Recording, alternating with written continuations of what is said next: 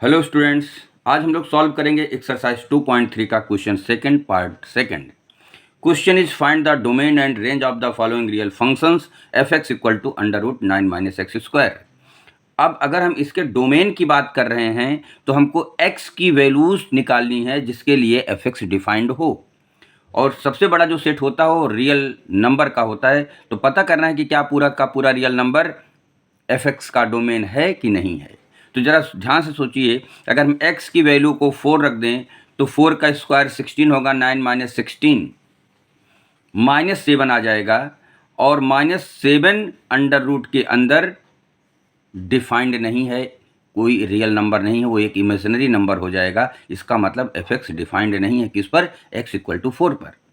इसी तरीके से बहुत सारे ऐसे नंबर हैं जिसको x के प्लेस पर पुट करेंगे तो अंडर रूट के अंदर नेगेटिव आ जाएगा, मतलब उन सभी नंबर्स के लिए एफ एक्स डिफाइंड नहीं होगा।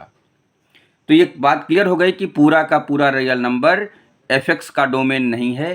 तो देखते हैं कि अगर डिफाइंड है तो कितने रियल नंबर्स के लिए एफ एक्स डिफाइंड है। तो इसका पता करते हैं कैसे। हम जानते हैं कि अगर अंडर रूट के अंदर वैल्यूज़ नेगेटिव होगी तो अनडिफाइंड होगा, लेकिन पॉजिटिव होगा तो वैल्यूज़ डिफाइंड होगा। तो हमको तो डिफाइंड चाहिए, तो चलते हैं लिखते हैं कि for defined F x 9 minus x square must be greater और इक्वल टू 0। या तो 0 हो जाए तो भी डिफाइंड होगा, या 0 से बड़ा हो जाए तो भी डिफाइंड होगा। टोटल वैल्यूज की बात कर रहे हैं। 9 माइनस एक्स स्क्वायर कंप्लीट या तो 0 हो जाए या फिर 0 से ग्रेटर हो जाए, मीन्स पॉजिटिव हो जाए। तो चलिए इसको थोड़ा सॉल्व करते हैं। एक अच्छी बात होती है कि हम अगर इस एक्स स्क्वायर को पहले लिख लें तो आसान होता है। तो हम माइनस से इनइक्वलिटी में अगर मल्टीप्लाई कर दें तो हमको मिलेगा x square minus 9, inequality reverse होकर के इस तरीके से हो जाएगी। इसको हम अगर फैक्टराइज कर लें हमको मिलेगा x plus 3 into x minus 3 less और equal to 0, it is a 3 square. It means आप इसको ऐसे लिख सकते हैं।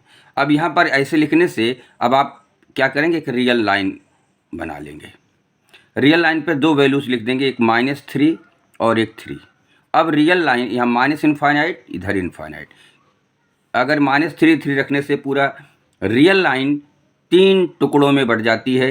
एक इंटरवल होता है माइनस इनफाइनाइट से -3, दूसरा -3 से 3 और तीसरा 3 से इनफाइनाइट। 3 कैटेगरी के से इसकी वैल्यू हमको पता चलेगी। अगर हम वैल्यूज़ 3 से ग्रेटर रखेंगे, 3 से ग्रेटर रखते हैं, मान लीजिए सपोज 4 रखते हैं, तो क्या मिलेगा यहाँ 4 + 3 पॉजिटिव, 4 - 3 पॉजिटिव।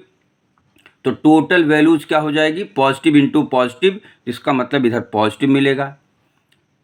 -3 और 3 के बीच की कोई वैल्यू ले लेते हैं, सपोज दैट 0 ले लेते हैं। x 0 करेंगे तो 3 मिलेगा पॉजिटिव, यहाँ मिलेगा 0 लिखेंगे तो 0 - 3 नेगेटिव। तो ये होगा positive into negative that equal to negative. तो ये इसमें कोई भी वैल्यू इसके बीच की रखेंगे तो रिजल्टेंट हमको नेगेटिव मिलेगा।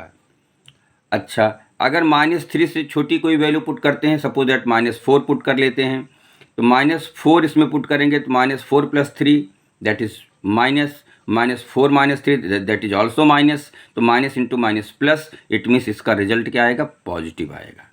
तो हमने एक कैटेगरी बना लिया कि कहाँ पर इनकी इसकी total values x square minus N की एक्स स्क्वायर माइनस 9 की वैल्यूज पॉजिटिव होंगी, कहाँ पर नेगेटिव होंगी, ये हमने यहाँ पे बना लिया। अब हम देखेंगे कि टोटल वैल्यू हमारी 0 से कम होने का मतलब हुआ कि नेगेटिव आनी चाहिए। तो इससे हमको ये रिजल्ट मिल गया, this implies x belongs to, हमको 0 से कम नेगेटिव लेना है तो हो जाएगा -3 से 3 क्लोज इंटरवल, बिकॉज यहाँ पर इक्वल टू लगा हुआ है। तो 3 भी हो सकता है, -3 भी हो सकता है और 3 भी हो सकता है। तो x की वैल्यू हमको पता चल गई कि अगर x की वैल्यू -3 से 3 के बीच में रखी जाएगी तो एफ एक्स हमारा डिफाइंड आएगा। तो इसका मतलब कि हमारा डोमेन क्या हो गया।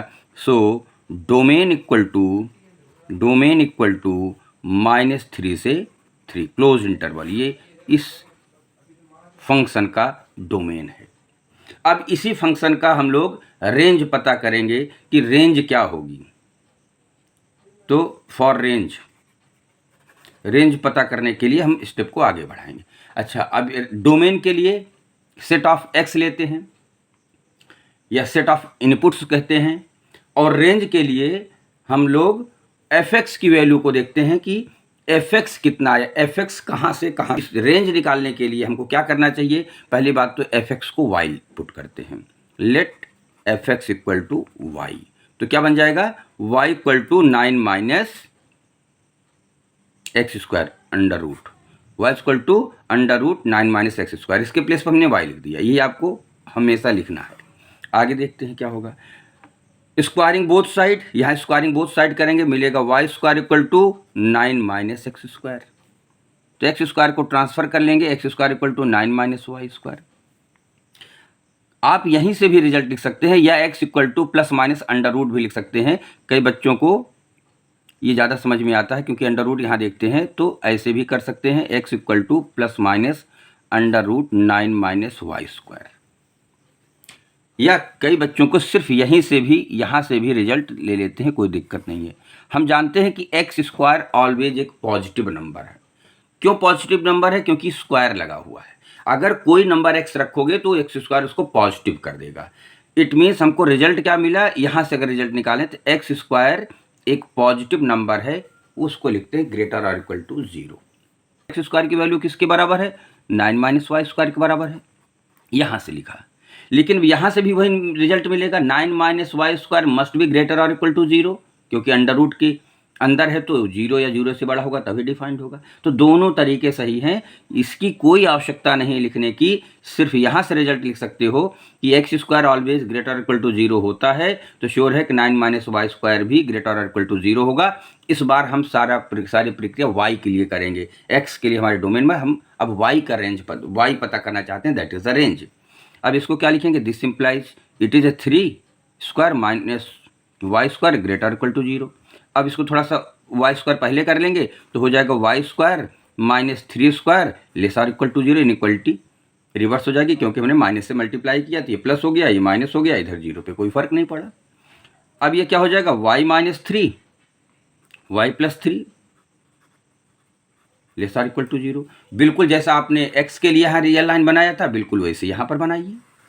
कैटेगरी कर लेते हैं कि हमको ये पता चल जाएगा ना कि इसकी टोटल वैल्यू कहाँ कहाँ पॉजिटिव होगी, कहाँ कहाँ नेगेटिव होगी। तो यहाँ से हमको -3 मिलता है, इससे दिस इक्वल टू 0 करेंगे तो -3, दिस इक्वल टू 0 करेंगे तो 3 मिलेगा, और हमारा पूरा रियल लाइन 3 कैटेगरीज में डिवाइड होगा, -3 से लेस, -3 से 3 और 3 से ग्रेटर।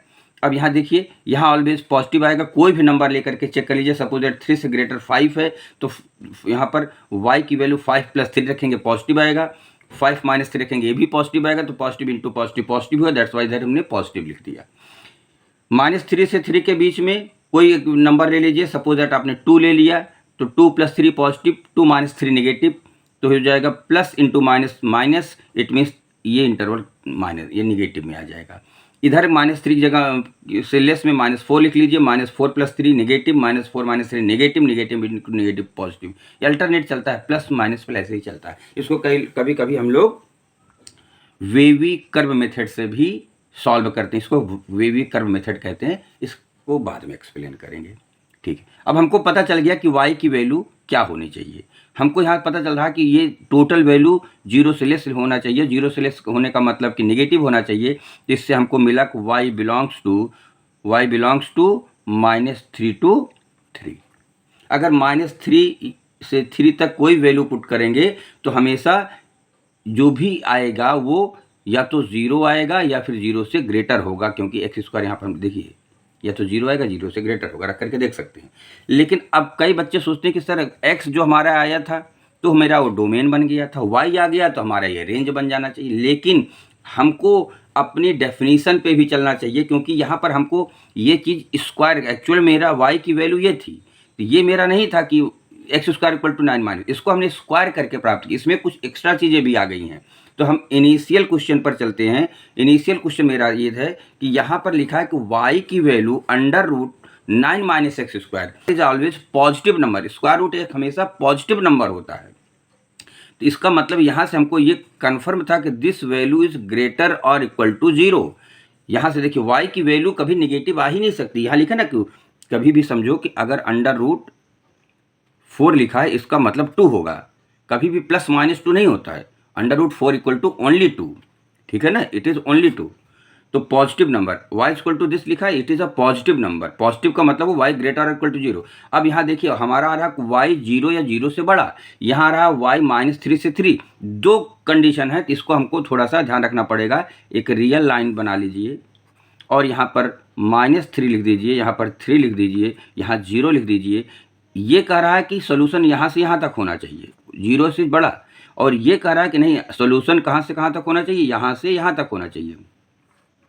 अब आपको देखना पड़ेगा कि कौन कंडीशन दोनों में कॉमन है। तो आप देखेंगे कि ये वाला जो लाइन यहाँ से यहाँ तक है, ये दोनों में कॉमन है, दोनों में को सेटिस्फाई कर रही है, इसको भी और इसको भी। तो जो कॉमन होगा वह रेंज आएगा, एकदम पक्का समझ लीजिए इसको अच्छे। तो क्या लिखेंगे, रेंज इक्वल टू 0 से लेकर के 3 तक, ये हमारा रेंज आएगा। -3 से 3 अगर रेंज लिखेंगे तो गलत हो जाएगा। -3 से 3 इस इक्वेशन का सॉल्यूशन आया, इसका आया हुआ है, जबकि मेरा फंक्शन कौन सा है, यहाँ पर है, ओरिजिनल फंक्शन यहाँ पर है।